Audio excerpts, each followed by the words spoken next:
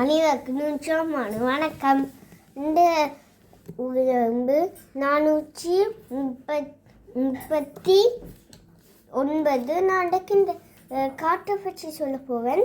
இது என்ன காட்டு இருந்தால் இதுக்கு என்ன போகுதுன்னா அந்த இது மட்டும் இது போட்டு இது பாருங்க. இது பச்சை நிற நதிகள் இந்த போட்டு போகுது. இது ஃப்ரெஞ்சுக பத்துமுஷ் என்று சொல்லுவினம். பின்பு இந்த நதியை சென் என்று சொல்லுவினம் ஃப்ரெஞ்சுகள். இதை பாருங்க. இது நாங்கள் பத்துமுஷுக்கு போய்க்க இது பரிசு சுற்றி வந்தது.